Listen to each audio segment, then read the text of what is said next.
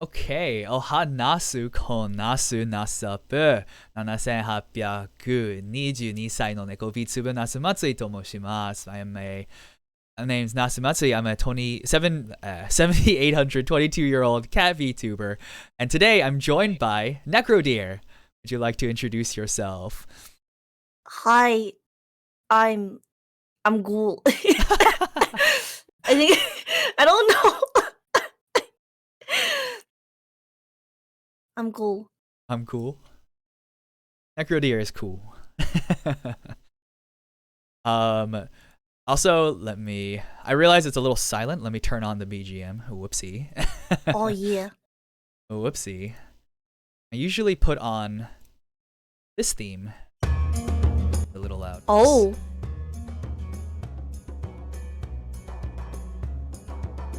Very loud still.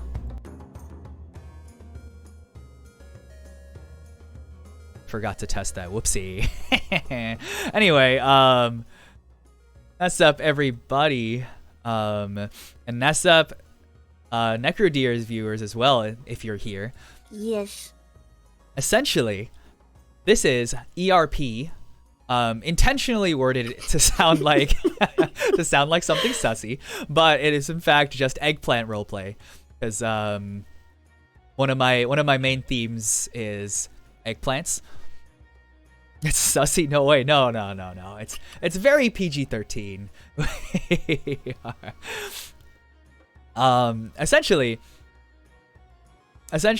this is a tabletop light experience where I have different VTuber friends come on and we go through kind of like a tabletop one-shot role-playing like module. But the only rule is we roll sometimes. We roll sometimes for the actions that our guests take.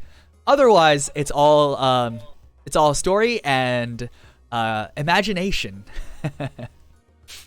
They're cuter, you. Thank you. Necrodeer is cuter than me.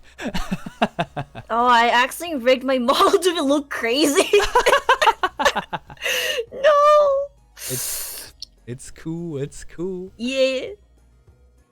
So yeah. One thing you'll notice, for those of you who are new here, there is a redeem called Affect the Story. So it's only 500 channel points. That's something that can definitely be accumulated within one stream time. I'm pretty sure.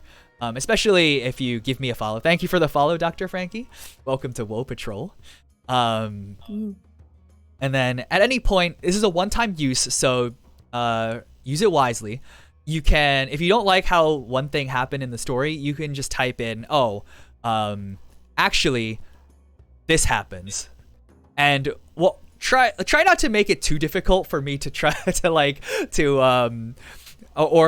try not to make it too difficult for me or Necrodeer. You know, you don't want to be like, oh, actually Necrodeer dies. And that wouldn't be any fun. That wouldn't be any fun, would it? But I will try to be as accommodating as possible. So like, you know, she finds like a certain treasure that's like this long sword, and you can be like, no, it's actually a mimic. And then I'll be like, okay, so let's take a step back. She's fighting a mimic now. But yeah, that's basically how it goes. Do you have any sort of things you want to say, Necrodeer, before we get started? No, not really. But I'm excited. I'm excited too. I have a very loose story that can also kind of fit in with the theme that you requested earlier. So we're gonna try to make this a good role-playing session for you. Actually, quick backstory before we start immediately. I reached out to Necro because, would you mind me sharing this? Actually, like I saw your tweet and I was like, it's always like, so I always feel like there are like members of like the tabletop role playing community who are like very much like, you know, like they gatekeep a lot. It's a lot of like elitism, and it's like I feel like that doesn't really help the hobby grow, you know. I like having like people who aren't so used to doing it show interest in like role playing. You know, we want to be welcoming. We want to be nice. So that's why I reached out. I was like, hey, I do a thing. So I saw a tweet from her. She was like, oh, like someone. Oh, what was the full story? If you don't mind. It was sharing? like, yeah, people were like being mean to me because I didn't know how to play. Cause I was like a noob. Yeah. So yeah, I don't. You know, I was like, okay, this sounds like a good opportunity to try to make friends because we followed each other already, and I was like, hey, you know, this would be a good chance for us to get to know each other, hang out. So yeah, I mean, this is like I mentioned before we got on to stream, but essentially there's not gonna be that many rules. Like, you don't have stats or anything. It'll just be kind of like whatever you want to describe. And I encourage you. Necro just turned into a black square. Oh no. Oh no. Okay, we're good. I accidentally minimized it. Oh, whoops. That's her special power tonight. She can turn into a big black cube that crushes her foes. Yes. So like you can try to be creative. Try your best to be creative, like you know, and even if you think that it's like a little bit outlandish or you feel like it's a little bit silly what you want to do, say it anyway, because I think it would, like, I try to like be super accommodating to my players as a dungeon master. You know, like if they want to do something, you know, even if it's like, oh, I want to try to like walk upside, or I want to try to walk on the ceiling of this cave, you know, it's like I'll still let them roll for it, and if they roll high enough, like, sure. You know, it's magic. It's fantasy. Let's live out our lives, right? Like, come on. Yeah. Okay, so let us start. You hear a snap suddenly as you come to. Hello? Are you there? Are you paying attention? Your vision returns to you as you're suddenly staring at a robed individual. She's relatively tall, but she seems relatively old as well. Clearly she is familiar with you, but you're kind of blanking on what's going on. What would you like to do? I would like to scream. I would make a big scream and then and then like after that I realize like it's like a person and not a monster. So you scream directly into her face, and she's like, oh, by the way, are you going with Necro as your name, or would you like a fantasy name? Like fantasy name. Or any. Yeah, fantasy name. Okay. Do you have one in mind, or do you want me to kind of give you one? Give me one, because I only know like John. Okay. Okay, how about you look like a Nyx Quickgrove to me. Nyx NYX Quickgrove. Oh. So you scream into this lady's face. And she's taken aback and she puts on like a very offended face. Mrs. Quickgrove, and like she grabs your shoulder. She grabs your shoulders and shakes you. I will not be tolerating this on the day of your examination. So you do realize that if you do not pass this examination, you will not graduate Blisterwood Academy.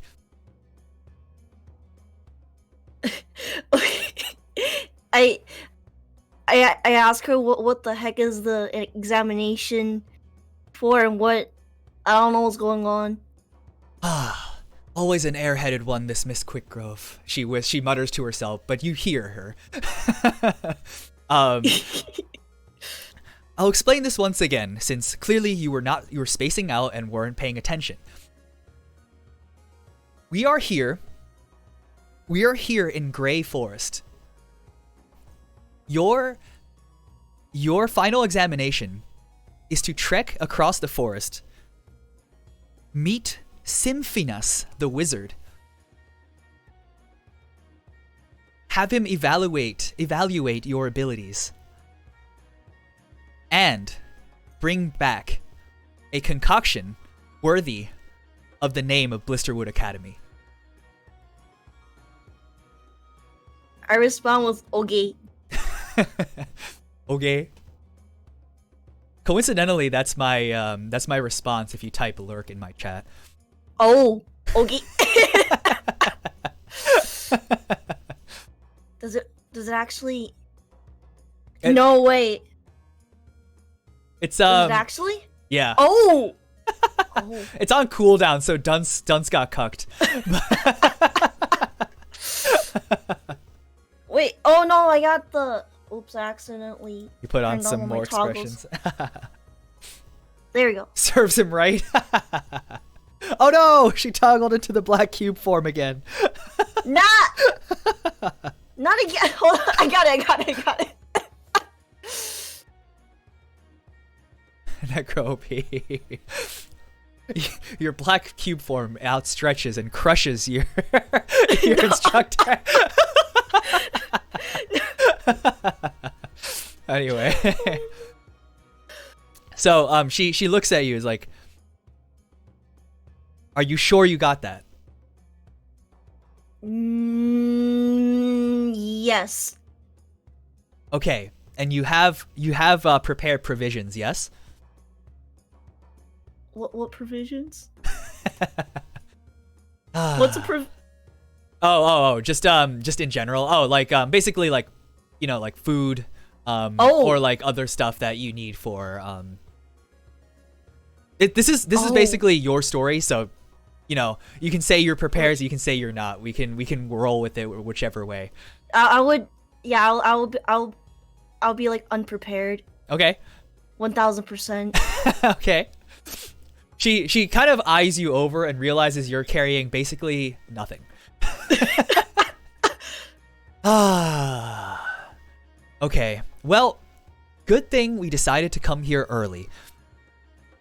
You notice at this point that it is actually like very early morning. The sun's barely coming up on the horizon.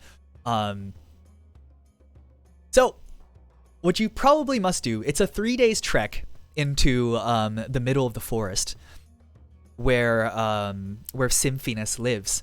So you'll have some time.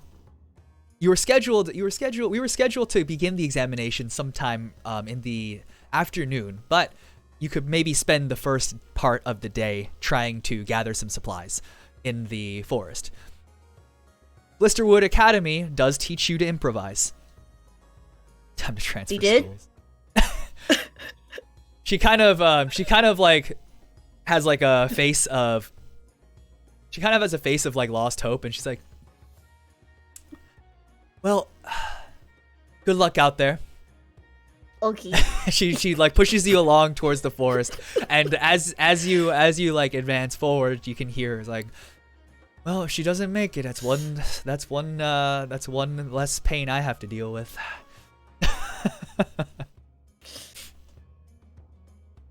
And I just like kind of like waddled away. Yeah, so you're basically heading into the forest now. You can do whatever you'd like to do. Also, you can also try to figure out like kind of, or if you have an idea of like what kind of character you are, you know, like are you someone magical? Are you somebody who is more like quick? Are you somebody who is more like brute strength? It's like very average, like just a little bit of magic. Okay. Just a little bit. Okay. A little bit of everything, but like All rounder. But not like a master of anything. Okay. A jack of all trades. Yeah. Okay. Just a little bit. Okay. So, Yeah, so right now you're basically entered the forest, your final examination, which apparently you just remembered now. Uh-oh. the your goals is to get to the center of the forest to find the wizard Semphinas. You need to find some provisions to like last you through your journey, and you need to create a concoction. Basically like some sort of potion, or doesn't have to be like consumable. It can be like, you know, of something that is like poison or something.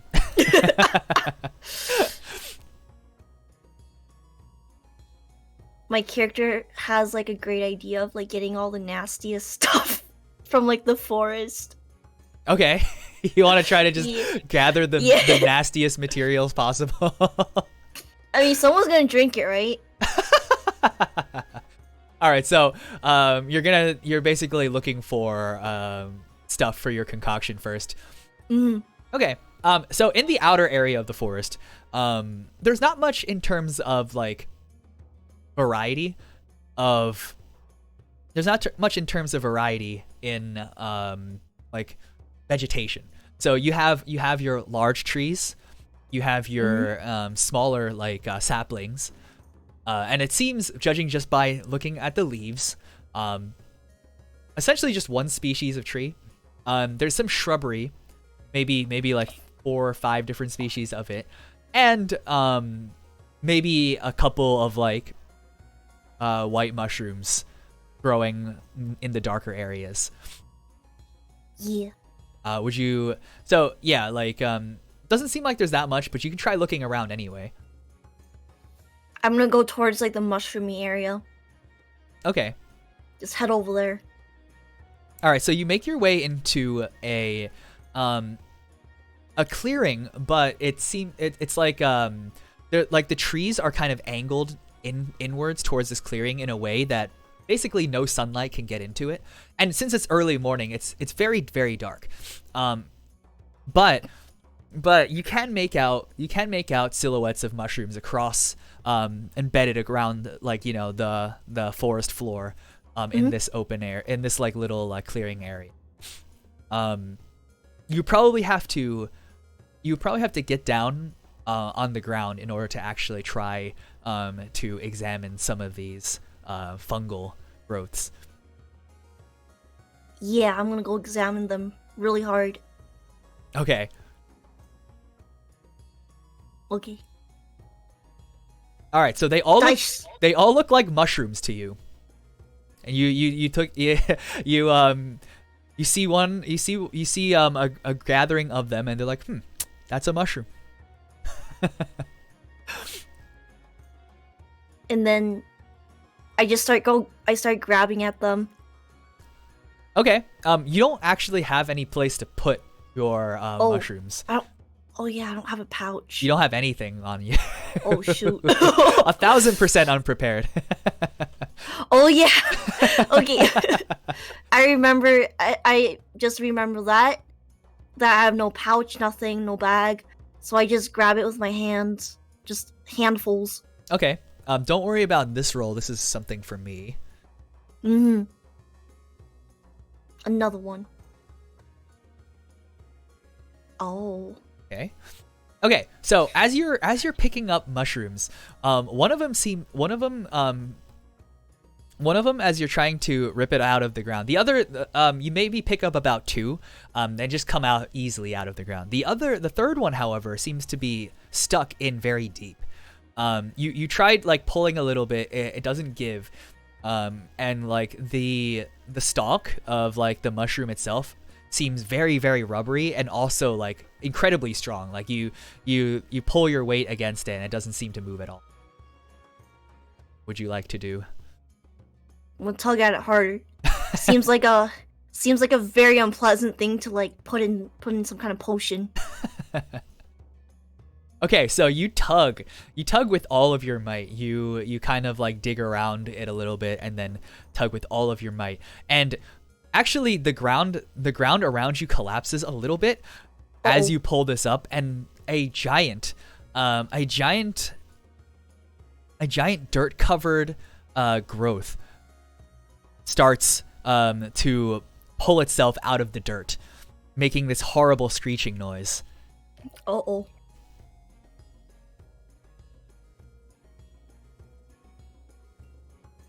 So what would you like to do? Okay. I immediately start running away. Well, trying to run away and start screaming. Okay. Oh. Okay, so you scream as this thing emerges from the ground, and you attempt to run, but as soon as you turn around, you feel something grab your legs and trip you, and you fall face flat. Also, dropping the 2 other mushrooms you worked so hard to harvest. You're now engaged in combat with a mycelium monster. It's like this big, fungal growth abomination. And then my character's reaction is like looking shocked, but then says, "Oh, that's nasty." Me something here. Okay. Okay. So the creature seemingly taken very obviously seems taken aback by your words. And you hear like a very vague sniffling noise. and it screams, and it screeches louder, and it seems angrier this time. No. Oh no. Okay. I started apologizing. Like I'm sorry. I didn't know you could understand. I didn't know. I'm sorry. Let me down, please. Your words seem to reach this creature as he gently puts you down. He kind of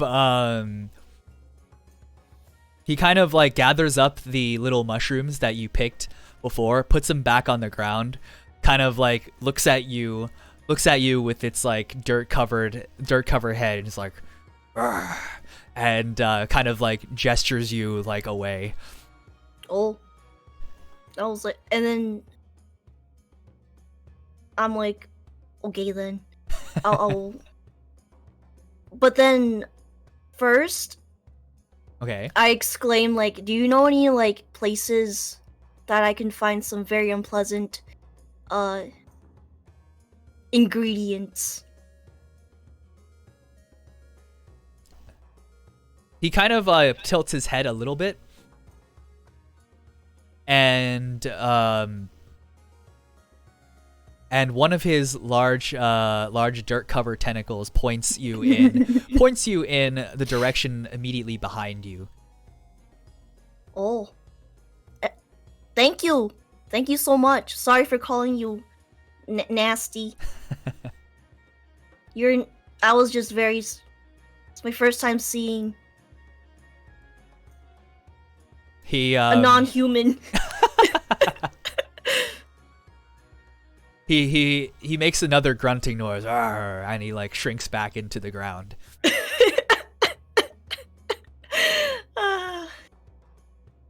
So he points you in a direction, kind of towards where you were trying to run to before. In like just in terms of directionality, this is about kind of like maybe let's just say this is like south. You can still see the sun to your left as you're heading down this path, like rising. I proceed to like head towards that direction as fast as I could. Fast as you can. Let's see how fast you really are. Okay, you're pretty fast. Well. So you kind of pick up your pace a little bit as you continue in towards like the direction that this mycelium creature pointed you towards. As you start getting further, the a dense foggy mist starts to kind of like take place around you. You're now like very much inside of a swamp like area. Oh yeah. There better be some like nasty ingredients here. You can feel that it's pretty nasty already because your feet are kind of like sinking into like this what you hoped is just mud. Oh. Oh. Oh no. You're not like sinking. You're not like in quicksand or anything. You're just as you take steps, like the ground is like wetter and moister. I thought like... you meant like pool. Oh, it could be. You don't know. Oh. Would you like to examine the like the soft? No, I would. I think to myself, I would rather not know that. Good choice. Good choice. All right, so in this area, you actually kind of find you find that there's kind of like there's like varying pools of murky water. You're not able to make out what's inside of them. A lot of like swamp-based vegetation, so like cattails, like other sort of like water-based like plants. Some of the trees are also like kind of like have their roots kind of like going through like some of these pools. It's still very dark, but it's getting a little bit brighter now that it's like kind of the sun's kind of been rising up a little bit. It's like maybe mid-morning at this point. Mm-hmm. And you're starting to feel a little bit hungry and a little bit thirsty. Oh.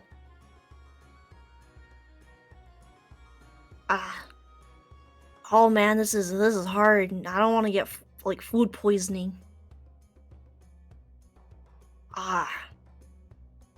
Better find like those nasty ingredients quick and get out of here.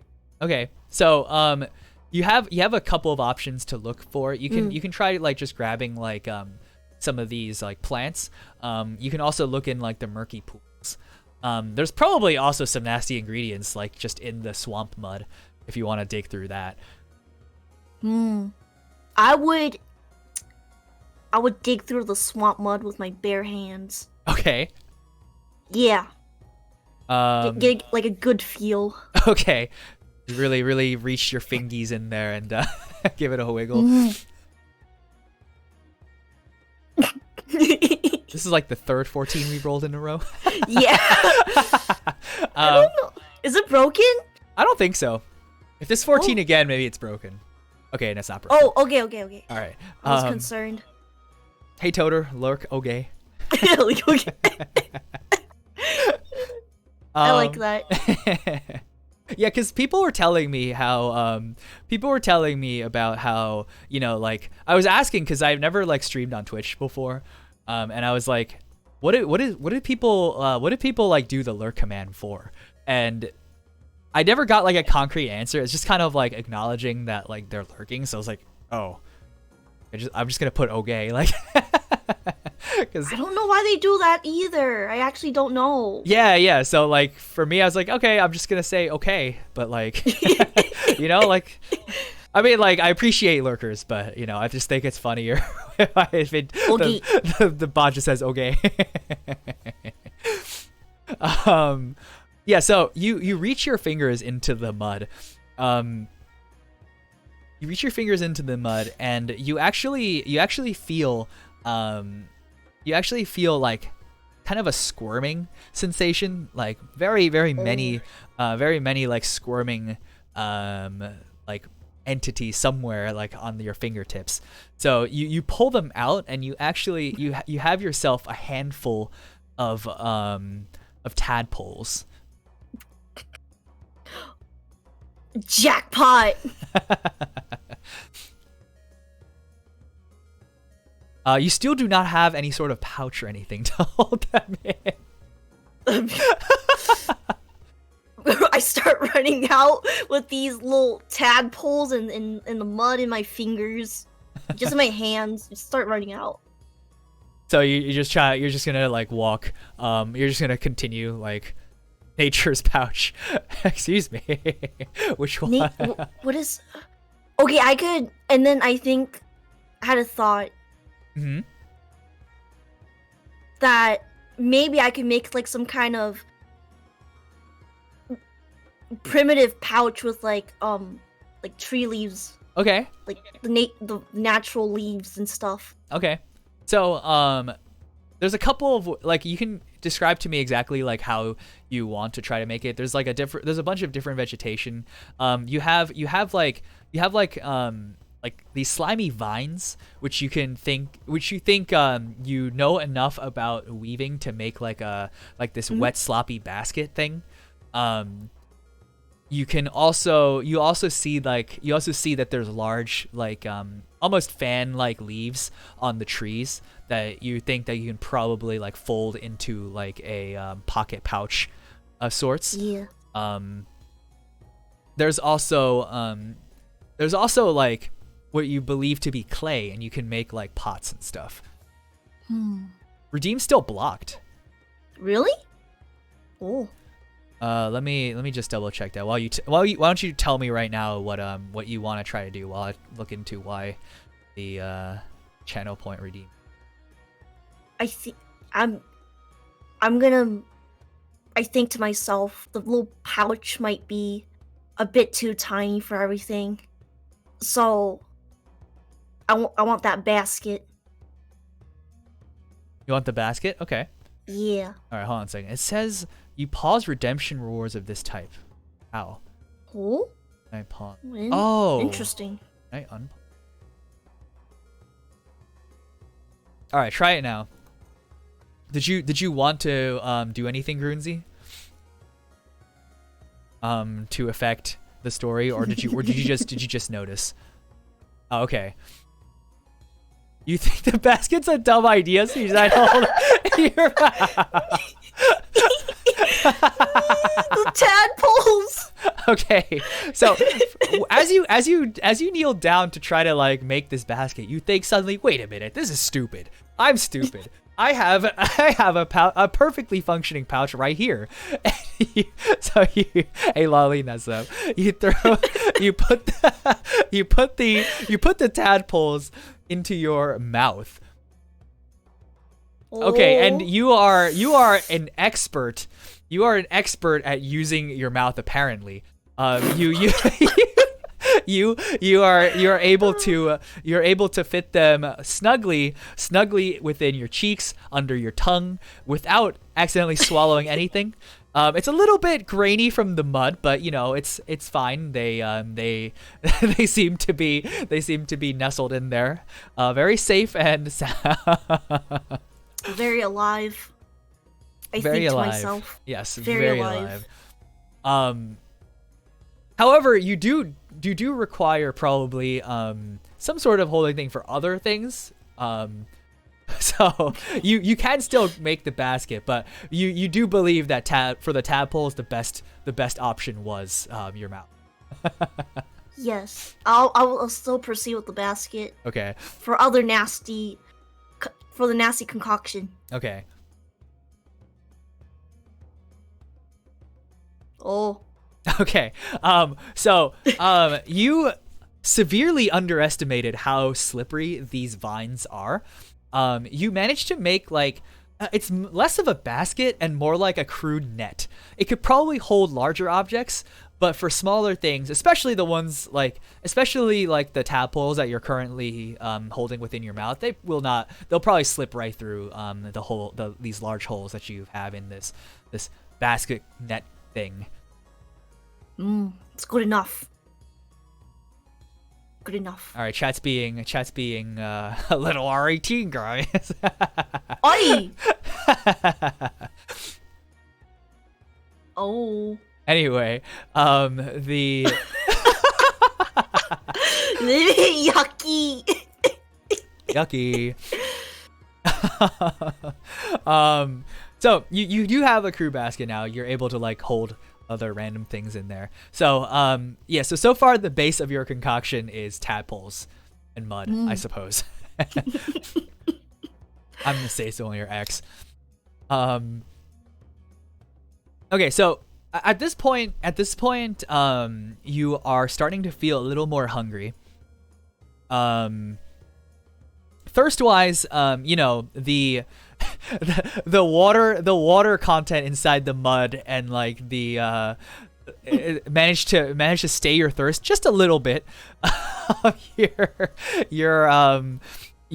don't need water so much as just food. And then I suddenly remember that people can go days without food, but you can't go too long without water. So I keep going. Okay, so you're like, fuck that. I have precious tadpoles in my mouth. I don't need to risk their lives by trying to eat any food. So you continue your way. At this point, you're kind of like making your way towards the edge of the swamp. However, as you start reaching the edge of the swamp, you see that there's a large the water, like the ponds, open up into this large river. And within the river, you see several crocodiles or alligators. You're not entirely sure. And you see a large hippopotamus and an unknown creature. Further down the river, you can't really make it out from here. Interesting.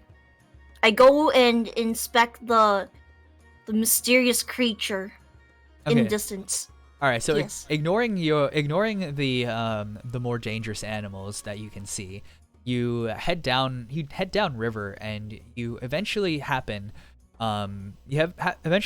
upon what appears to be a humanoid creature, very grotesque in the fact that there's warts all over its skin. Its skin is green, has a large hook nose, and he seems to be trying to fish.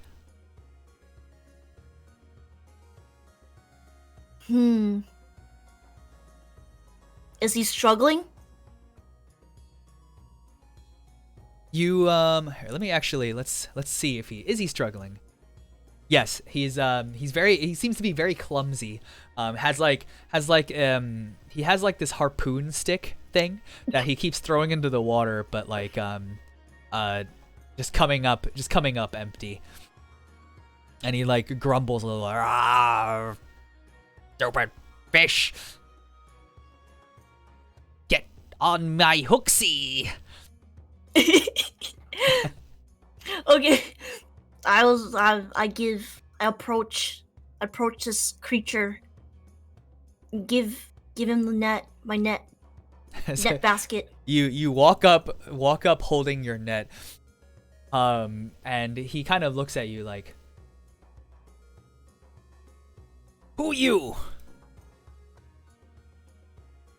I respond with use net. With what? Oh, use net. Use net. Troll doesn't trust you. Oh well, I'll take this net then. Wait. he eyes your net. He eyes your net a little bit. Methinks that might be easy to use. Can troll have? Maybe if you do tell me, if you do know any place where I could find some nasty ingredients. Nasty ingredient? Yeah. Like gross poopy? Yeah. Well, Troll took poopy in the bush over there. Points over to like some bush. And But you just want poopy for net? No, maybe a little bit more ingredient. Well, Troll no have ingredient. Troll just have food. But Troll can give you useless harpoon. He holds out like this it actually seems to be of relatively good quality despite what Troll says. Yes, it's a good trade.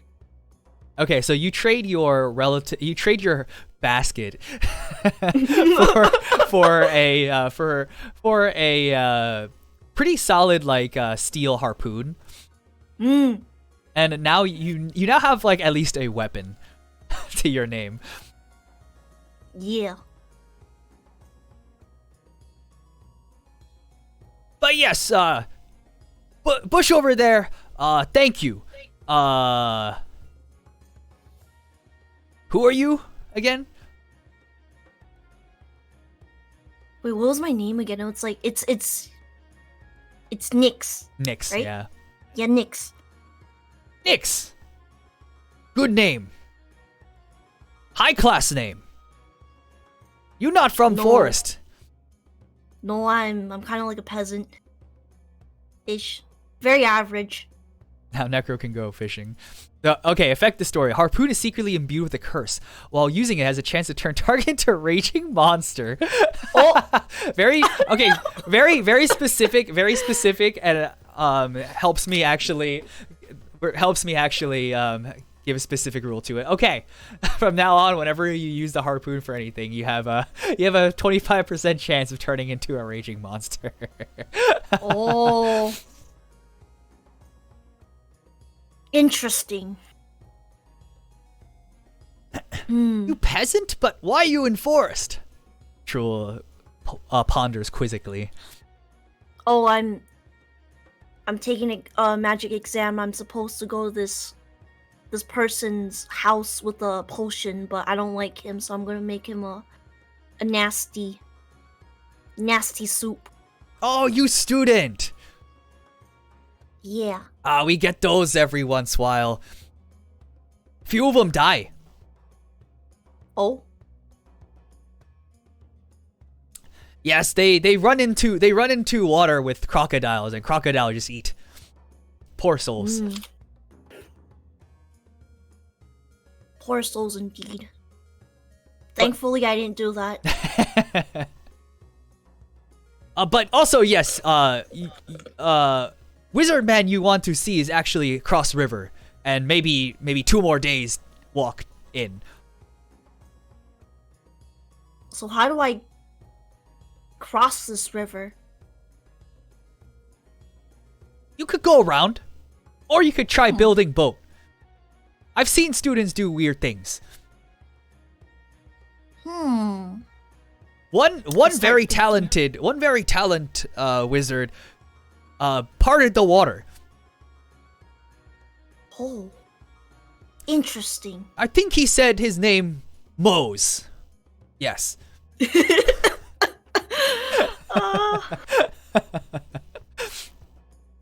Okay. I start thinking, do I know how to build a boat? Do you know how to build a boat? You go into the depths of your memory, and you think you're pretty confident that you know how to build a boat. Yeah, how hard could it be? It's just a piece of wood floating on the water, right? I think I'll try to build one. Okay. Try. So despite your absolute like zero knowledge of boat building, you actually managed to find like a relatively like even sized log that floats pretty well, and you think that probably you could use this to like paddle across like the river. Yeah. I'm really confident. Okay. Really, really confident. All right. So let me roll 4 times real quick. Mm. Oh. Okay. So as you kick off from the side of the riverbank and start like paddling on top of this like log, relatively stable log that you found. There were 4 gators in the waters nearby, and 2 of them were just completely oblivious to this. But 2 of them are kind of they do notice, and they start swimming over, curious to see what this weird like floating log is. Uh-oh. I just keep floating. Um, Do not interact. Okay.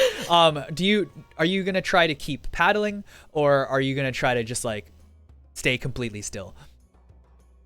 Stay completely still. Okay. Yeah. Okay, so they come by and they one of them kind of surfaces and just kind of like bumps up against the log a little bit, rocking you slightly, but quickly gets bored and leaves. And the other one just kind of like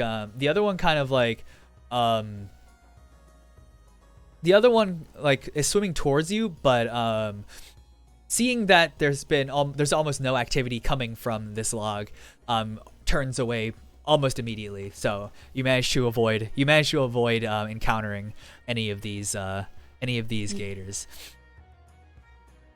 So you continue alongside the river, and you make your way over towards the other riverbank. As you approach,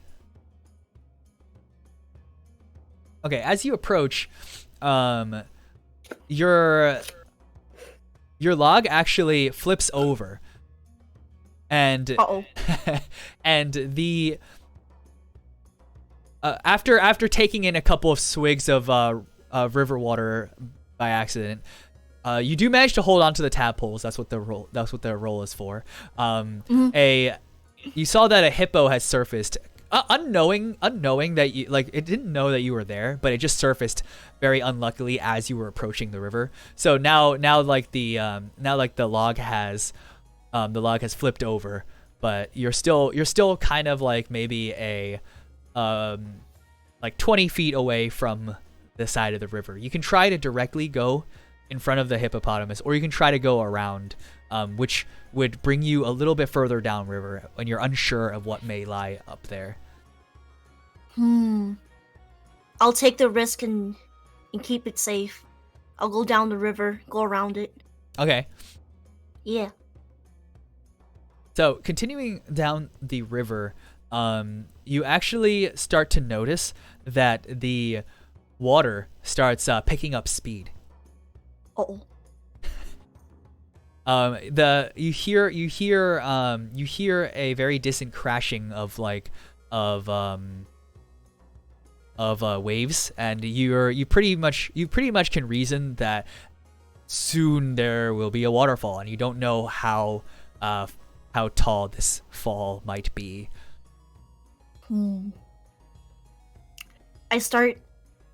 Wait, the hippo's still there, right?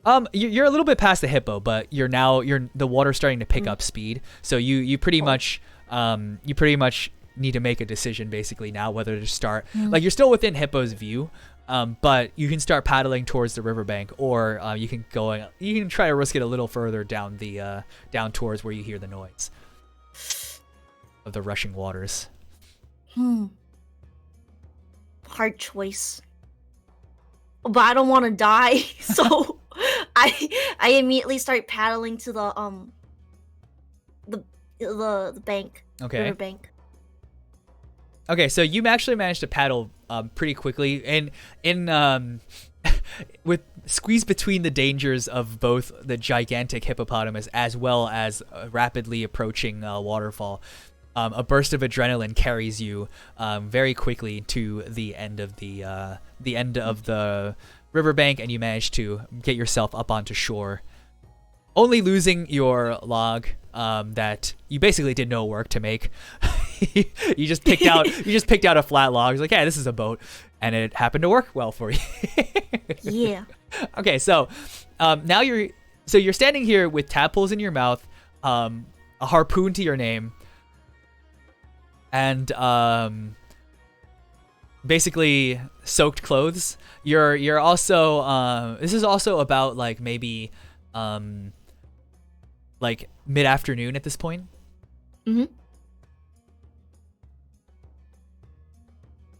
And you're starting to feel you're still hungry. You're starting you managed to swig a couple of at a couple of like river water. You don't know what consequences that may have later when you fell, but so you're not very thirsty.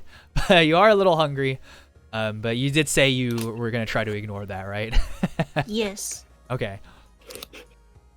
Okay, so yeah, you can continue. The forest now looks a little bit more diverse. There's a bunch of different types of trees now. You start hearing like screeches of various insects. You start hearing like various different birds, kind of like cooing, cawing in the distance. It's starting to feel more like a jungle than anything else. Gotta drop. Have a good one, Nose. Thanks for dropping by. Yeah. See ya, Nose. Alright. I start looking around for further ingredients. Okay. I have one hand free. Yep. So you actually, right as you get into like the forest, you see a train of giant, they're not like giant, like they're not like bigger than you, but they are definitely very big for beetles. They seem to be, they're like, they're like the your typical dung beetle kind of looking thing, but there's a train of them, and they're about like maybe the size of like a small dog, and they're just like kind of like in a train rolling balls of dung in front of you. There's also you also see a large bird feeding its hatchlings on like a large branch up on one of the trees in front of you as well. And then also there's like thick moss vegetation all around, so you can try looking at that as well. The dung beetles are pretty cute, but my worries lie with the ingredients. And then I rapidly approach that mossy vegetation area. Okay. So this whole area, like as you go into this area, it's like this big boulder that's just sitting out next to a few like small trees, and all across the boulder is just like covered in various types of moss. There's like green, there's like shades of there's hues and shades of like purple in there as well, a little bit of red. And also, if you look, as you look closely, there's also like there also seems to be a snake, just kind of like chilling on the moss as well.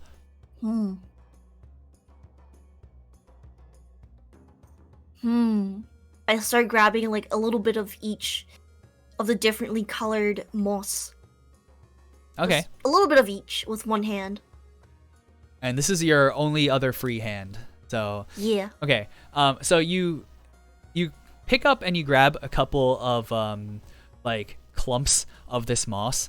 And as you're doing so, the snake, be it feeling threatened or just that you're like kind of in its territory, it starts to hiss and it lashes out at you. And it completely whiffs you. It goes to bite, but it misses you by a mile, hits the ground, injures itself, breaks one of its fangs. What? I drop all my moss and grab that fang. All right, so you Oh, pick up okay. one of the fuck this garbage, you say as you drop the drop the colorful moss, and you pick up a broken snake fang. Oh yeah, some good stuff. The snake is still there, however, and seeing that you're just harvesting its broken fang, it gets angry, and it begins to attempts to wrap itself around your arm. So it constricts your arm, and it begins to squeeze, and you start feeling a tightening, which rapidly begins to turn into pain. I get I get the harpoon. All right. And try to I aim it at the snake.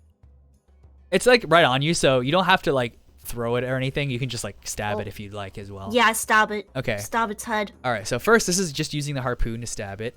Okay. So you managed you because it's actually just on top of you, it's very hard for you to miss, but you don't manage to kill it with this blow. You do you do kind of injure it. It does seem to get angrier. The constriction in your arm comes a little tighter. This is the roll for Nose's okay, so you okay, so do I die? No, you don't die. You feel this overwhelming rage overtake you. Your eyes go completely red. And you suddenly begin a transformation process that turns you into this giant hulking beast of a black cube.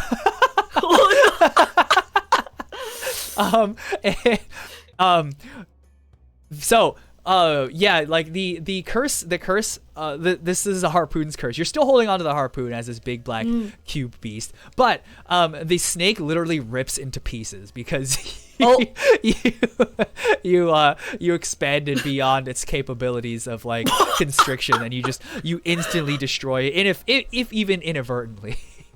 Oh. So yeah, you have some bloody snake gore and bits on your muscly cubey arm. You also what is it? Your head also grew in size. So you actually need to let's see if you actually manage to hold on to. You do manage to hold on to the tadpole somehow, but there's now more room in your mouth. So Nose didn't specify exactly how the rules of this raging monster will work, so I'll just say that anything that you want to do, I'm gonna roll, and if you get over first the will to do it, right? So you still have to attempt to do something, but say you want to try to pick up a rock or something like that. I have to first roll. If you get over 11 or over, you will successfully not lose your mind and do what you want to do. Otherwise, if you roll a 1 to 10, let's say we'll do some random primal beast activity. Okay. So it's a 50-50 shot. You might just give in to your primal instincts of your natural cube large beast form. Unga. Yeah. Literal caveman right now. But yeah, so I'm assuming you still want to continue towards the wizard. Yeah, I just shout Unga, and I just start heading towards. All right, I try heading towards. You start heading towards. You do. You barely manage to grip onto your humanity, and was in your screaming cube rage, you think of, oh, I still need to go into the forest. So you start instinctively walking towards the center of the forest.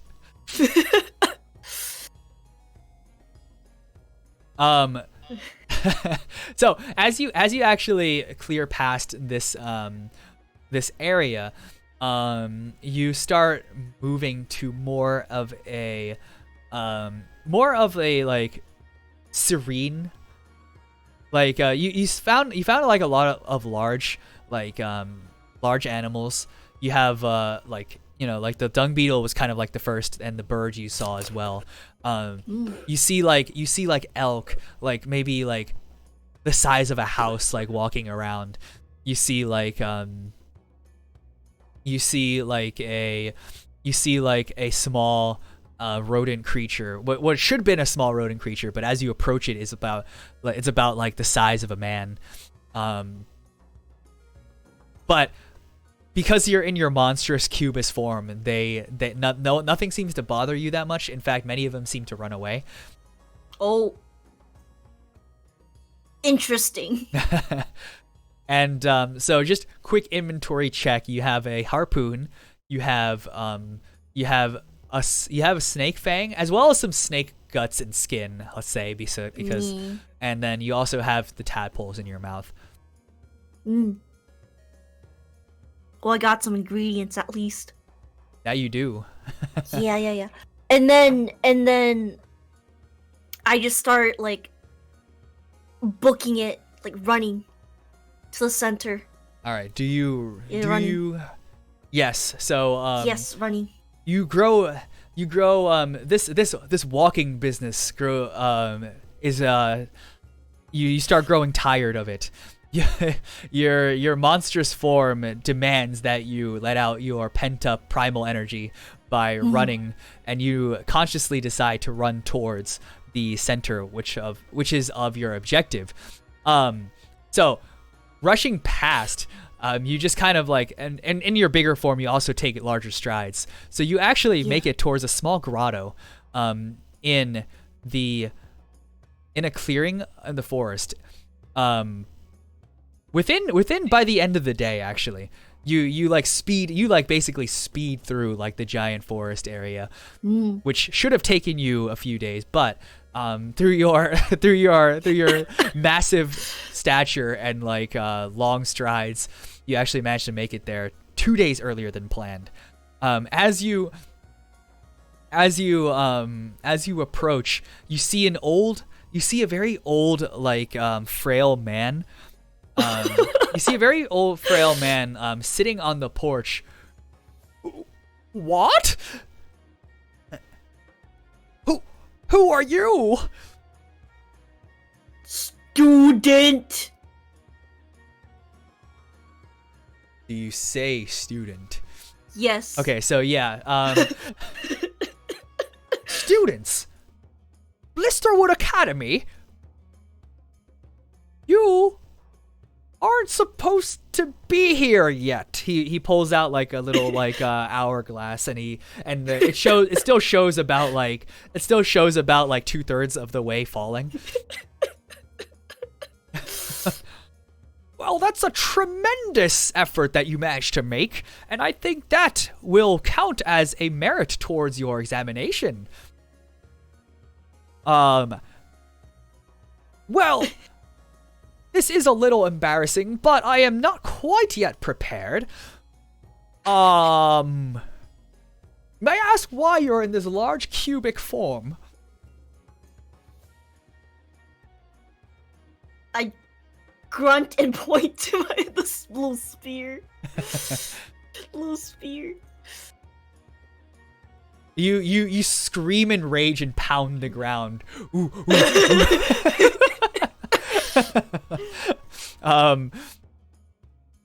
So, I see. He looks over at the he manages to catch the eye of your harpoon, despite you not actually showing not indicating it. So, yeah. Silly troll, the hobgoblin playing tricks on our students again. He chants some magic. Knack subs, and you suddenly feel your consciousness return to you as you shrink back down to your normal size. I have undid the curse of that cursed harpoon. how about you rest the night while I prepare your examination? With my mouth full of tadpoles, I say, "Do you have bottle?" A bottle? Yes. Here, I have some spare bottles that I've been meaning to just recycle, but here, you can use these. And he gives you some like very cloudy vials and like potion bottles. Like, not washing any of them or cleaning them. I spit all of the tadpoles in it. Like, in front of this old dude. You must be Nyx, right? Yes. Your instructor told me about you. Unfortunate how your curse, you must have lost all of your provisions. Oh no, I forgot. I forgot to bring them, cause I thought it was gonna be provided. Like. Oh, so. Yeah. Had you not been cursed, you would not have made it here in time. You might have starved to death. Maybe. I see. He takes out his notepad and like kind of writes some things down. Well, regardless, you're here. Let us take. Why don't you take a rest? You must be tired as well as hungry and parched. Feel free to help yourself to the dinner table, and I'll begin preparations for your examination. I start scraping like the snake guts from my finger. What was it? Arm? Yeah, I mean, like, since you shrank down, it's kind of like, it's kind of like all over your arm and like hands. Yeah. I start scraping them into the bottle too. Are you trying to mix these two ingredients right now? No, just dumping them all in. Oh, okay. Yeah. Okay. So yeah, like you have like this weird unfinished concoction of of like tadpoles squirming around in snake guts and mud. Yes.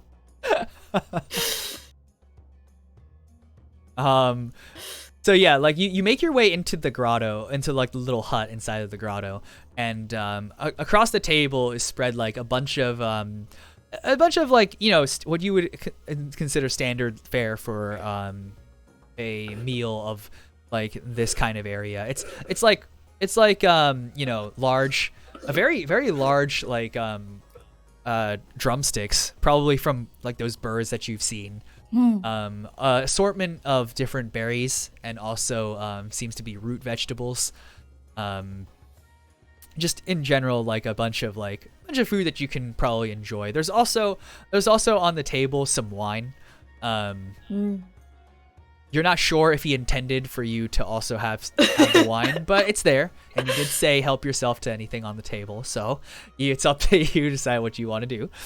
I decided to be polite since I didn't bring my own provisions, and he's like giving me food, so I decide to avoid the wine.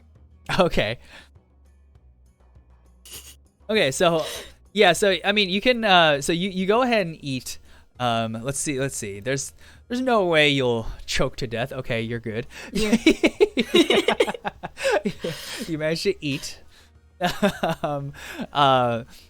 So still a couple of things that you need to do. You need to finish your concoction, and whatever this examination may be, you need to do. You can try to maybe prepare. You don't know you don't know exactly what you would prepare. You can try to maybe finish your concoction, or you can like just go to bed for the night, and then we can begin the examination immediately, essentially. I start scavenging, like I return back outside, and I start scavenging like around the surroundings for any suitable ingredients for the concoction. Okay, so around the grotto is lush with a bunch of various different herbs. you don't know whether you can pick out what herbs are what, but you can tell that there are like a ton of them, a great variety of them. You also see a bunch of like grasshoppers kind of like roaming around. They're about the size of like maybe a small cat. They're like really big, but you know, you could probably make use of some of that as well. And you also see like a little bit of like the swampy area. You maybe can find something in there as well. Interesting. I go for the grasshoppers. Okay, so these large grasshoppers pay you no mind as you approach them. They seem to be just munching away at some vegetation, just kind of chilling, and you know, making like the large high-pitched squeaking noises that you would expect from like you know, a grasshopper rubbing its legs together.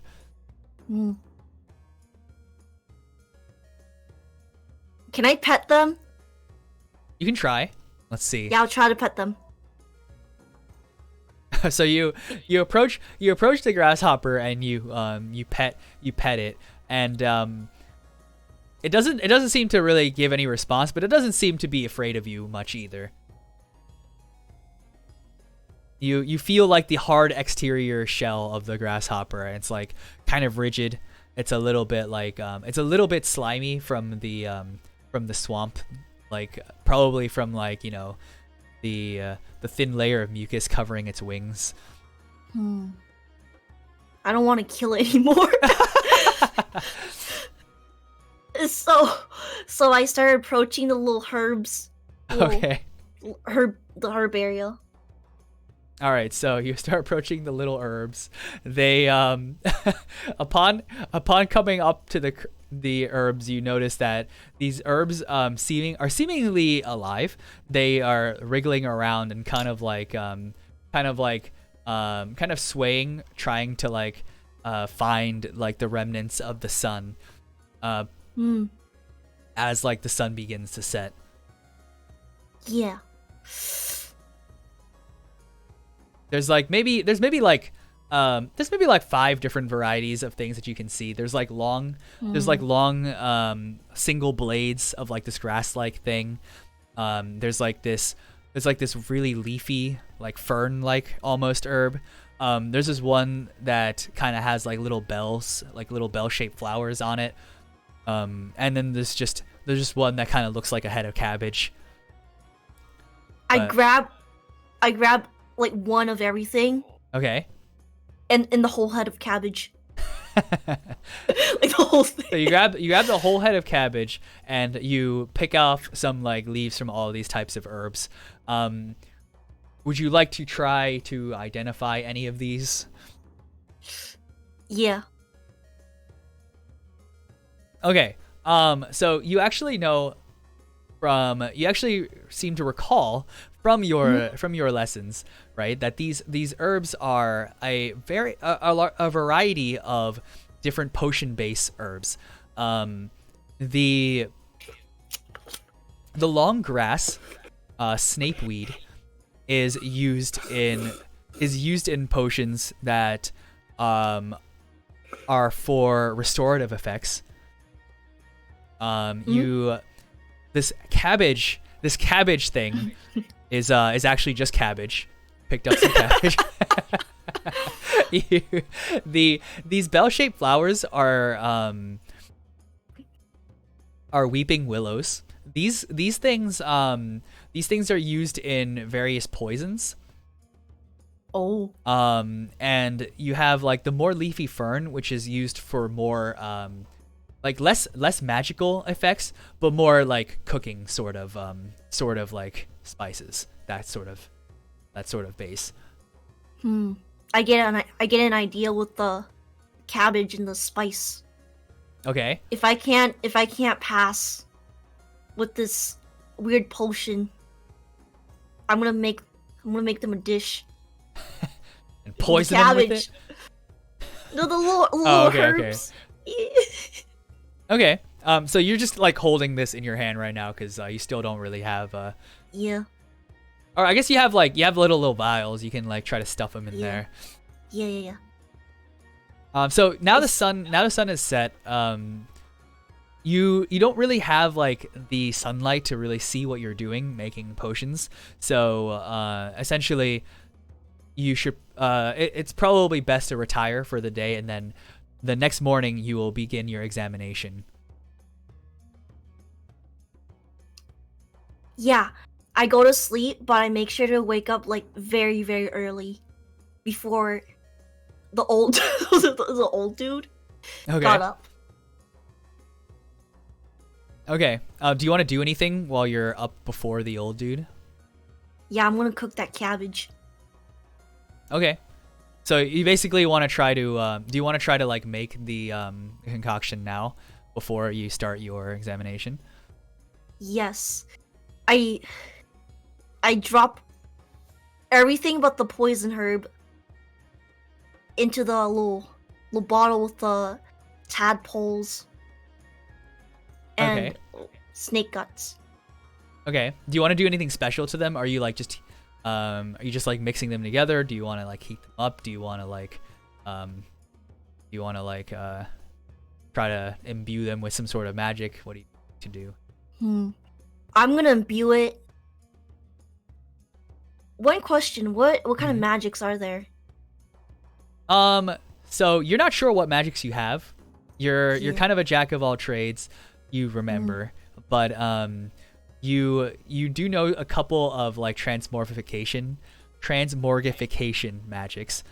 You also know a little bit of alchemy, as well as just like elemental manipulation. So you can try like whatever you like. Get a little creative. See what you want to try to do. I think I rub my hands deviously. Put some transformation. Imbue it with some transformation magic. Okay, so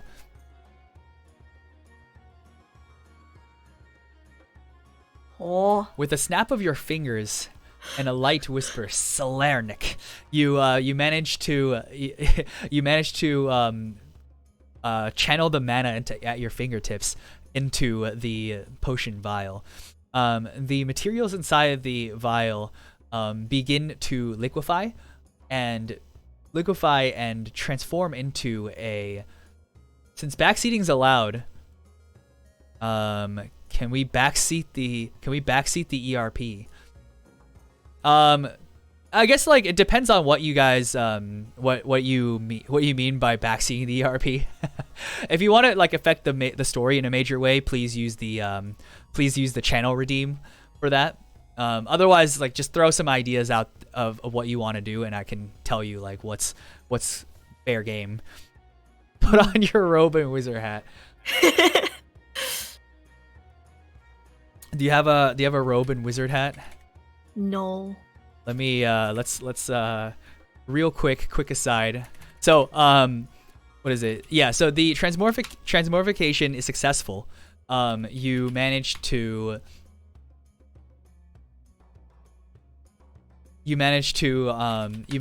like basically liquefy your ingredients into this bright blue concoction inside your potion bottle. And then I stir it with the little snake fang. Okay.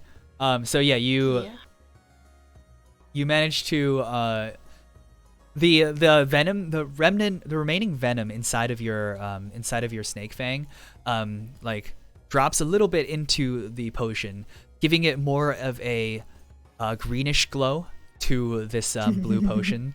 And now it begins to glow warmly in your hand. I start laughing. like not like laughing, but like giggling. Okay. All right. Let me get you guys. Let me get you your little wizard hat. There you go. Oh, thank you. And I'll put on my wizard hat as well. Wizard hat. There we go. It's giving very clip art. I love it.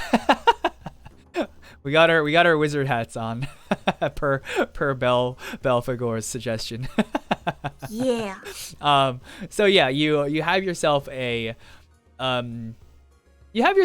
venom imbued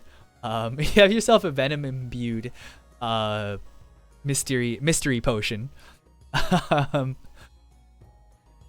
You have and that checks off one of the things that you have to do for your examination. So as you complete this, you hear like a rustling coming into the room. Well, good morning. Good morning, young student. Let us begin your examination. Come with me outside. Okay. I say okay, and I start waddling outside. So,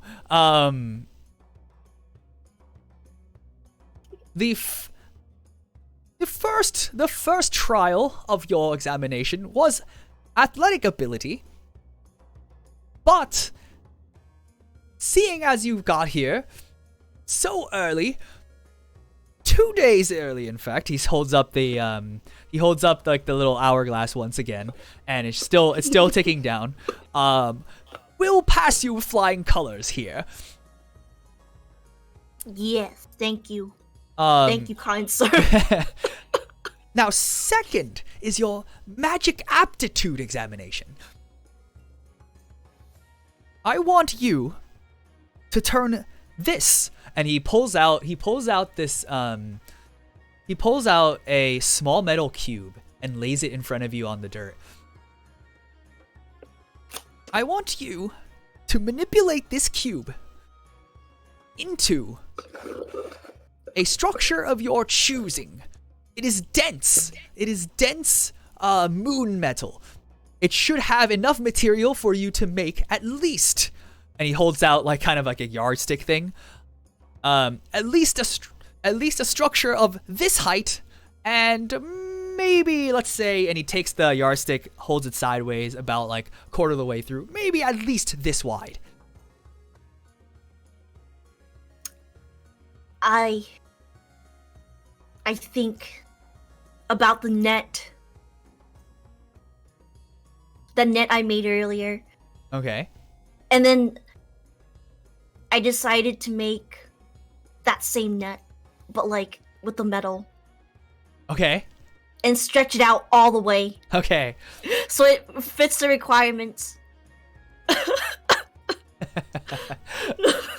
Would you like to... Remember, you do have rerolls, so would you like to try to reroll this?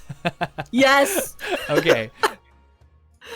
So, one also quick note, your rerolls, you cannot reroll a roll more than once. So this is your last and final attempt at... Okay. Okay, so... thinking back to your journeys, you and what immediately comes to mind is the slimy net basket thing that you tried to make, but this time it's not slimy metal. It's not slimy like plant vegetation that you're working with. This is metal. This is moon metal. This is something that you know how to manipulate with a let's see, what's a good little... What's a good,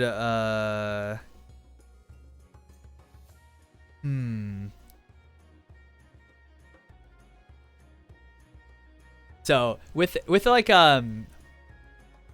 with a snap of your fingers, you hold your hands against this piece of metal.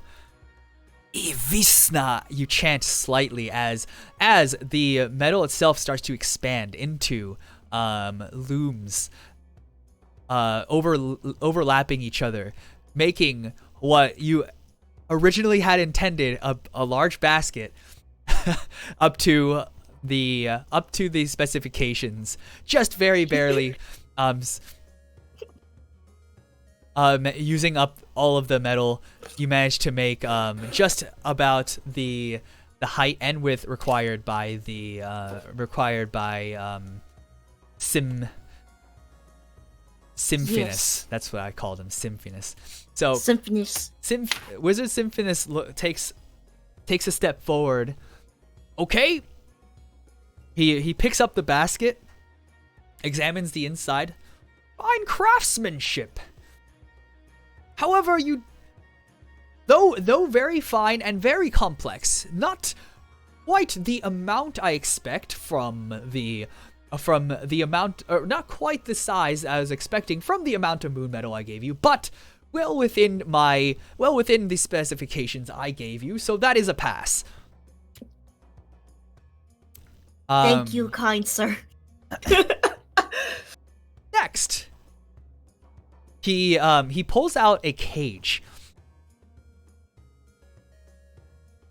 Exavan! As he said, as he shoots like a bolt of lightning into the cage, and the cage suddenly bursts open with this large mythical beast. It resembles kind of like a lion, but has more of like a bear face. Oh. It roars deeply at you. This is my homunculus. You must defeat it in magical combat. I say okay, but don't you think it might be a little bit much? Well, all students of Blisterwood Academy can handle this much, and plus, it is well trained, and of course, creation of my making. It will not harm you too much. It will not lead to your death. Okay. I accept this challenge. Okay, so the thing actually is already starting to charge at you. And it completely misses. it kind of like stumbles a little bit on like a piece of like the cage that blew apart, and it just kind of like trips off to the side, and it completely misses, leaving you to make the first move. I cast a little fireball at it. Okay. Yeah. Describe the imagery as you conjure your fireball to me in your head. It's like very tiny, but it's really fast. Homunculus is actually equally dangerous chicken of normal size. Okay. Oh. So, so rewind real quick. This is my homunculus. A small chicken walks out of the cage. A small chicken walks out of the cage. Despite its looks, it is quite dangerous. And then fast forward, it still misses its first attack. It like tries to like it takes like a pecking charge at you, but it kind of like a gust of wind blows it off to the side a little bit and misses the first attack. So you so yes, please describe the fireball once again for me, sorry. It's very small, but it's very fast. Okay. What do you see in your mind as you conjure this fire? Hell. Okay. Oh. So like using the imagery of hell in your mind, you roll up your hands into a ball as you start to conjure up a fireball. Koam Vithara, as you say as like smoke starts to billow from the palm of your hands. You manage to assemble a small ball of flame, a condensed small ball of flame, and as you blow it forward with remembering the imagery of hell actually is supposed to be very cold, and you're like, wait. And as that image occurs in your head, your fireball goes poof into a bunch of ash, and the ash kind of like lightly dusts the chicken's breast.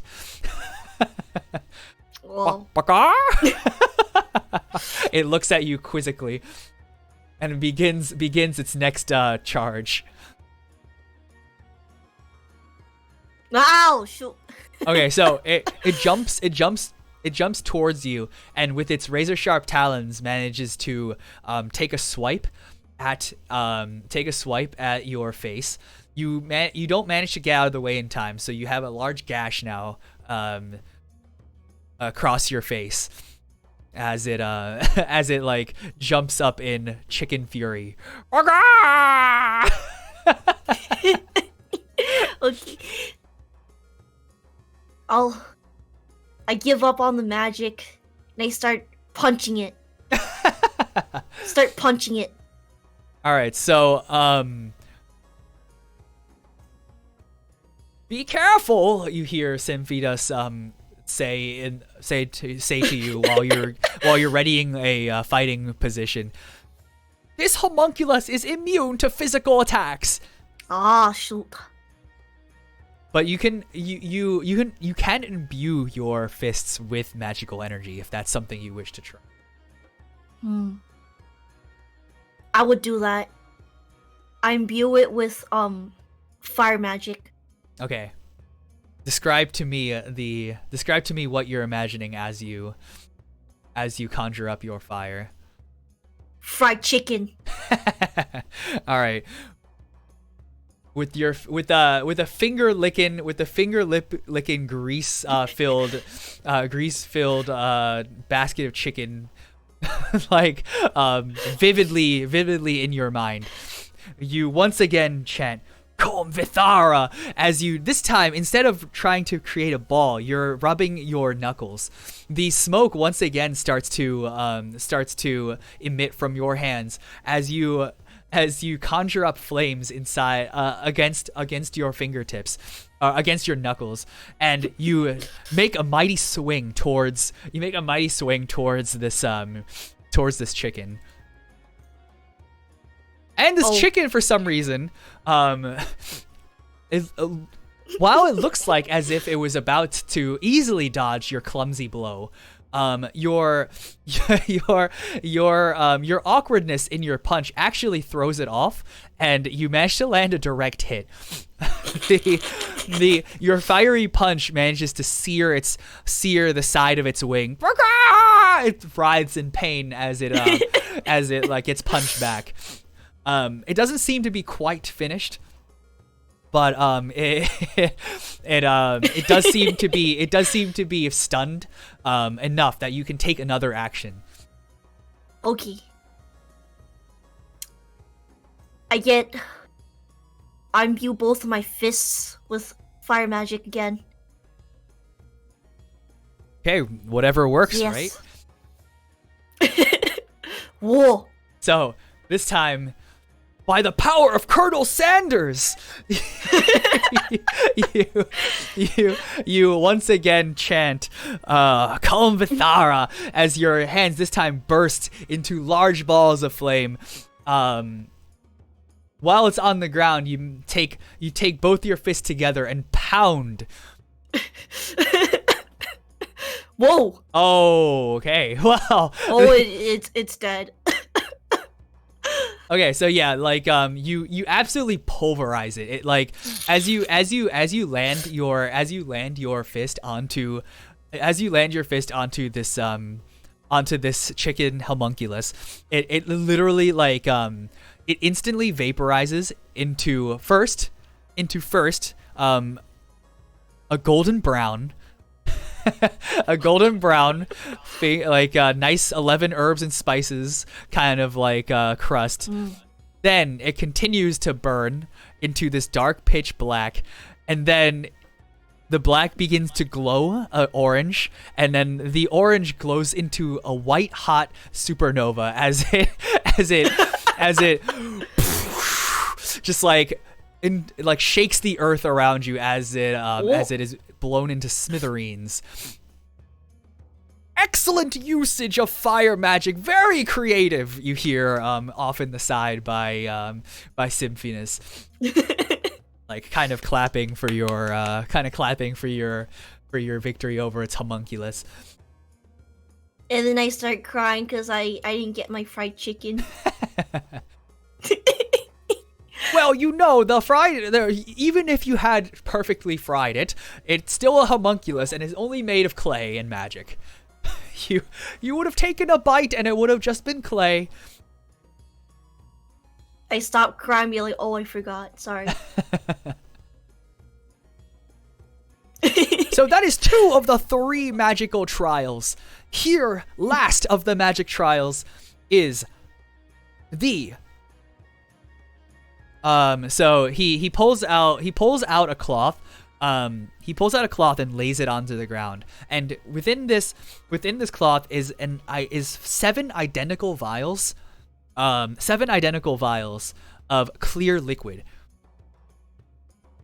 And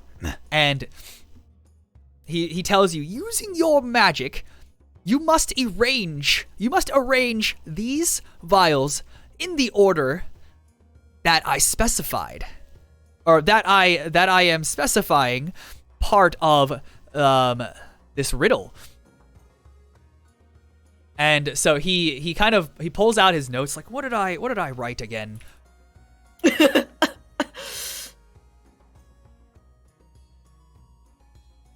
Okay, so it's okay. This magical phenomenon cannot be seen when it's dark, for it's caused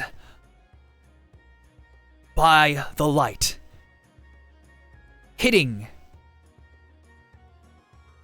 the vapors, creating a magical arc. I scrunch up my face.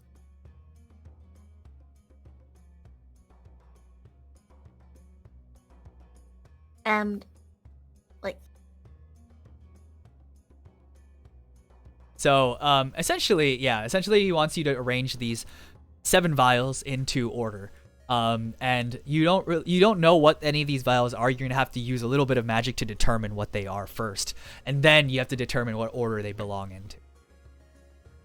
I scrunch up my face, and then I start using the magic.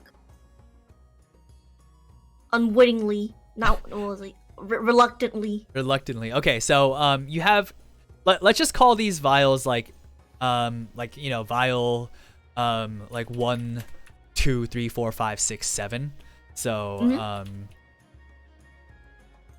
let me find where's that image I saved?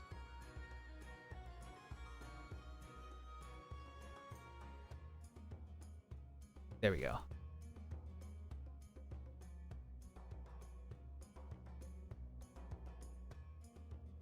Oh, the image I saved is not.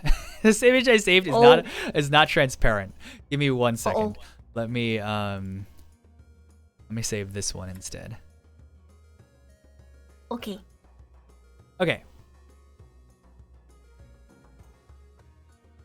So. Oh. Here on the stream, you should see 7 vials.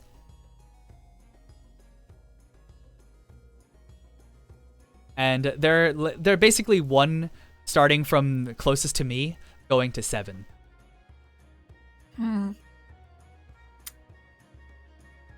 With my face still scrunched up, I use the magic to identify which is which. Okay. Basically just choose a potion and then let me know what let me know. 1. Okay, so for potion 1,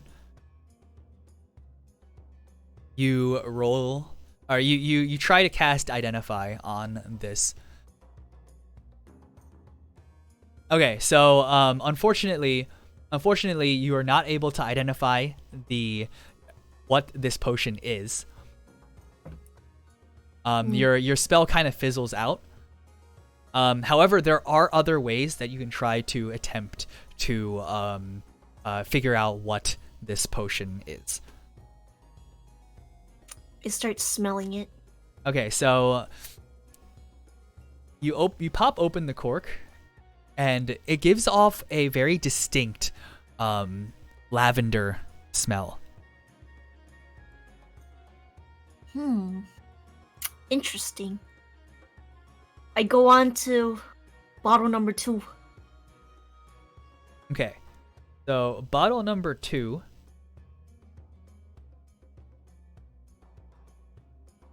You try to identify using Yep. Okay, bottle number 2 is you manage to identify it. It manages to clear itself, or like the clear potion manages to turn into this reddish hue. This. Oh. It's red now. Yep, it is red now. And this potion you identify as a normal healing potion. Interesting. What if I need to identify it further? I say, and then I open it and taste test it. So you open up the healing potion and you taste it. And upon your usage of it, the gash on your face manages to heal. Don't drink these potions. You're supposed to identify them. I gotta taste test it a little bit. Some potions have a little bit of a taste. Plus, I'm injured. Yeah, so you taste a very distinct red berry taste. And it true to what you did, it does heal. True to what you identified, it is a healing potion. And it is of a brilliant red color. Alright, potion number 3. Potion number 3. Alright, so potion number 3 is a as you cast the spell onto this vial, this vial turns dark blue. Oh. This is a potion of mana restoration. I might need to identify a little further. So you pop open the cork once again and you go and taste it. I told you not to taste these potions. And it is indeed a mana restoration potion. It is of you taste a faint blueberry hint in this potion. I taste blueberry. And you feel reinvigorated. You also feel reinvigorated. It seems as if you can probably cast like pretty decent magic from this point forward. All right. I pick the first one back up again. Okay. And cast the identification spell. Unfortunately, this potion seems to elude your identification magic. I'll leave that one for later. Potion number 1, 2, 3, 4. Potion number 4. You're lucky this examination doesn't grade you on math. Yes. Okay, so once again you are unable to determine this potion's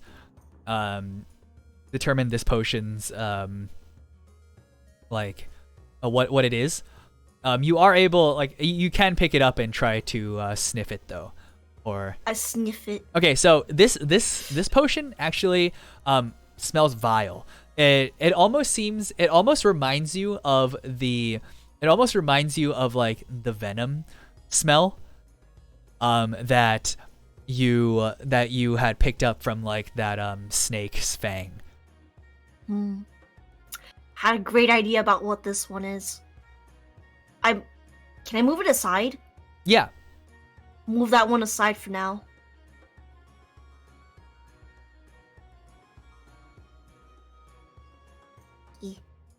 Okay. It's on the cat's butt now. I'll put it here in between the two cats. Okay. I look at potion number 5. Number 5. All right, so you're also unable to identify this potion.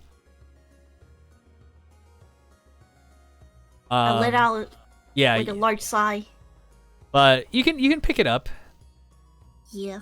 You pick it up and you open it, and this one seems to this one almost doesn't smell like any sort of potion you ever smelled before. It almost smells like a tang of like citrus.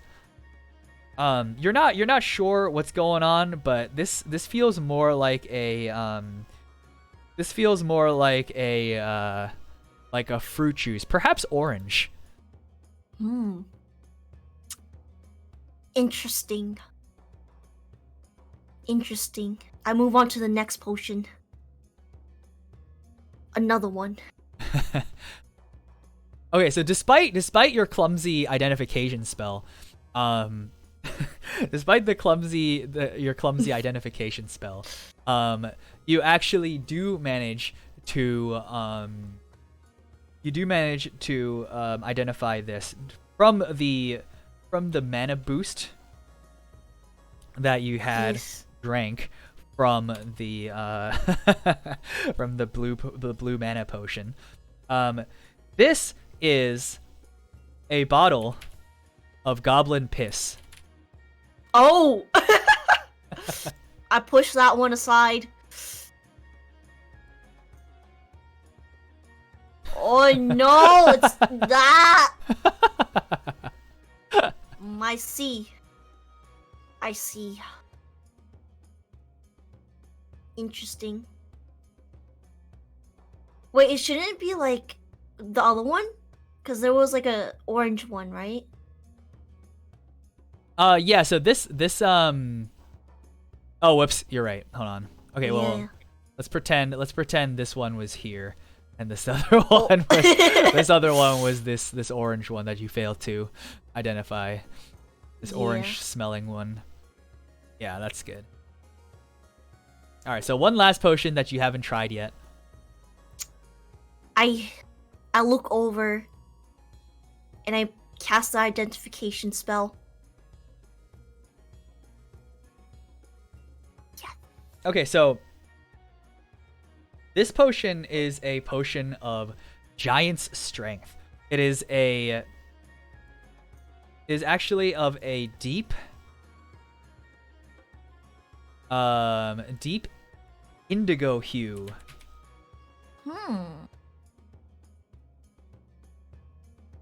Interesting.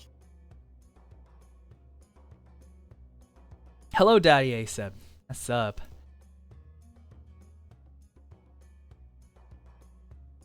So you have yourself a couple of what is it? Colored potions. You know that you see you have red, you have blue, you have yellow, and you have indigo. You have three so far unknown potions. And remember the riddle. The riddle, which was Where did I put that riddle?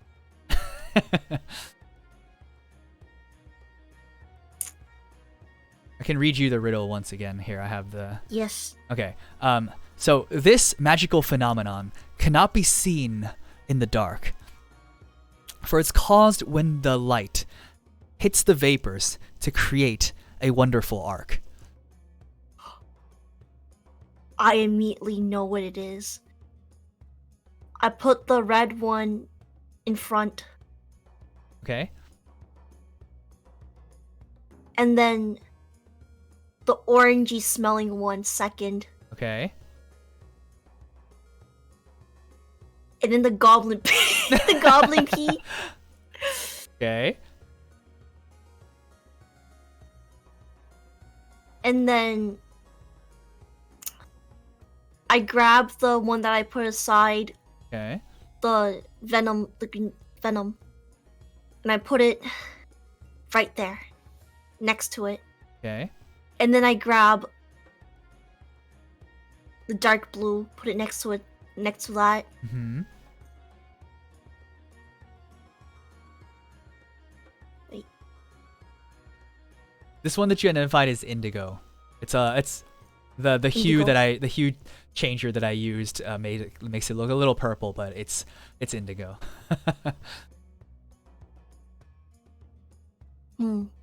I put the indigo next to the dark blue.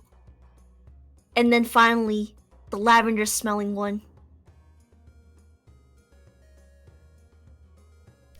Correct. Good job. You didn't manage to identify 3 of the potions. However, you did manage to use your intellect and intuition to figure out what order they must belong. Excellent work. Indigo these nuts. A biology test? No, it's actually a riddle. Which the answer was, I mean, it was a little bit easy. I didn't want to like stump anybody. It's the answer is a rainbow. Oh yeah. Okay, so with this, you've passed. Yes, that's everything. I mean, there is something else. There is another riddle, but you've already there's only passing or failing, and you've already come past the passing threshold. Let me, with a snap of his fingers, everything disappears. So, oh, I say that, but I gotta. Oh, yeah, clean up. There we go. Oh no, dear cat. Yeah. The your cat. You removed the deer cat. the looks like she's back. Anyway, with the snap of finger, Symphonez removes all of the potions and presents to you a scroll and unfurls it in front of you. This is the passing mark and graduation certificate of Blisterwood Academy. You have managed to demonstrate ample aptitude as well as ingenuity, deserving that of the Blisterwood alumnus title. And he hands you over the diploma, and I'll also take away this cursed harpoon from. Let me get rid of that for you before you hurt yourself. I think I might need that. Just sure, in case. Okay. Not for me. Not for. Call an ambulance, but not for me. So yeah, that basically wraps up this little module. You managed to pass. You managed to find your way through, and you've become a fully fledged graduate of Blisterwood Academy. Can I go back to see the lady? Oh yeah, if you'd like. So with a snap of the finger, Symphonez actually teleports you throughout, like, back into the academy, and your professor, she comes up to you like, well, how did I do her voice again? I don't remember. Well, like an old lady, right? I guess, like, yeah, something like that. Well, would you look at this? You managed to pass. Congratulations. I've always believed in you. You didn't believe in me before? No, you must be misremembering. I also got a gift for you. This magical harpoon. All for you. What fine craftsmanship. Thank you. she takes the harpoon, like, you were always one of my favorite students, she says as she takes the harpoon with her, and well, very best luck to you in your travels. I hope that the future is prosperous for you. Thank you very much, miss. And then I hesitate because I forgot her name. Did I ever say her name? Oh no. Did I say her name? I don't think I did. My character forgot her name. I don't think I said her name, but if I did, whoops. I think you did, like, one time. Oh. Whoops, I didn't write it down. So let's just say her name was Professor Earthana. Earthana? Yeah, Earthana. It's Illithor Earthana. That's her name. She is now she now possesses this cursed harpoon, which you hear stories in your future travels about the professor who gone mad and attacked her students in a primal rage.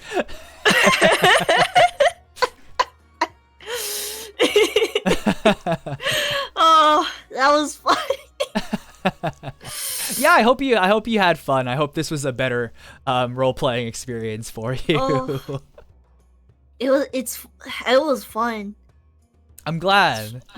Yeah, so yeah, I mean, I'm hoping at some point in the future I can get together like a group of people who have been on, my channel for ERP. We can maybe do like a group session. And that I think that might be a lot of fun too. So at one point let's do that. But that basically brings us to the end of our session. Is there anything that you would like to is there anything else that you would like to say, like to talk about? Maybe like upcoming events happening on your stream? Oh, by the way, everyone check out Necrodeer. Oh, She primarily streams on YouTube. Yeah, YouTube. But yes, would you like to make any sort of closing remarks? Not really yet, but thank you for having me on your stream. It was very, very fun. Thank you for coming on. Yeah, I had a lot of fun having you on. I was I wanted to show you I wanted to show you a good experience with role playing. So she's stinky. I am not stinky. Oh, well, maybe. I'm watching you. She's stinky.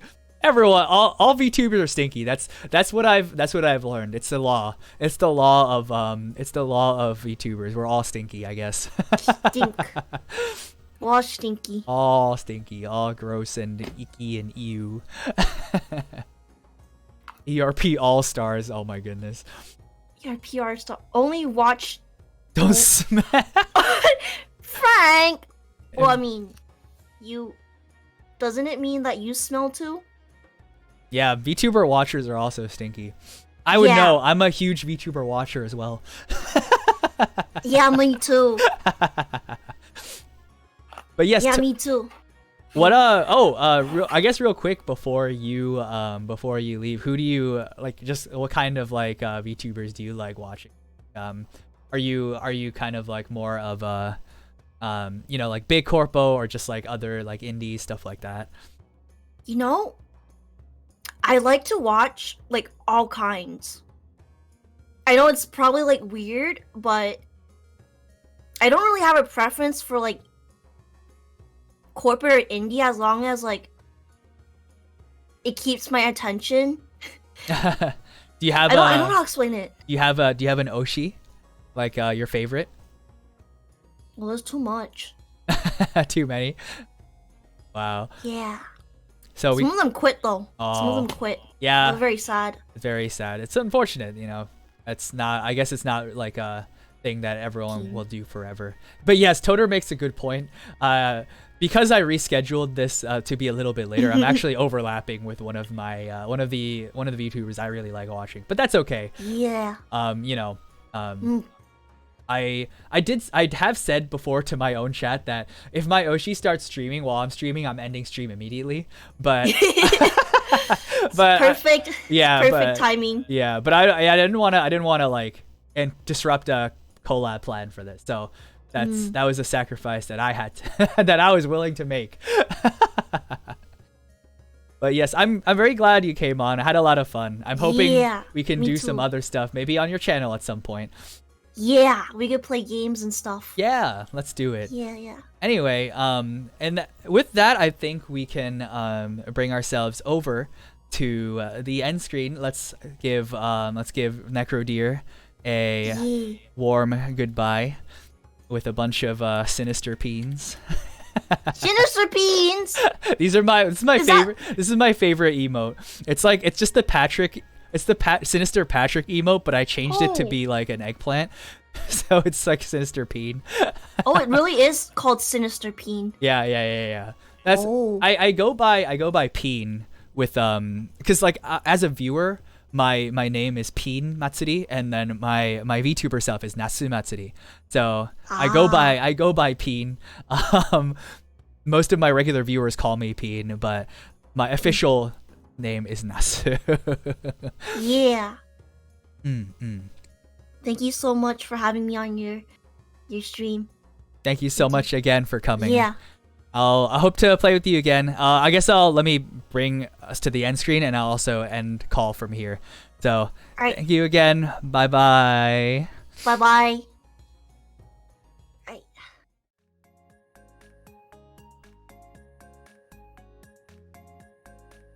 Anyway, guys, thank you guys for sticking around, watching another ERP session. Also, hello AMR123.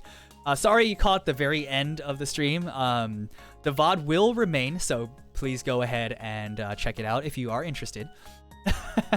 Time to raid into Aoi, right? Yeah. So no raid today. Oh, I don't know why I have a schedule up. I don't have a schedule yet.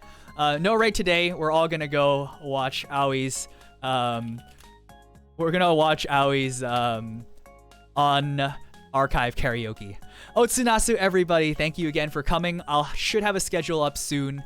Yeah. Otsu, and Otsu Necro, dear. Remember, check her out, please.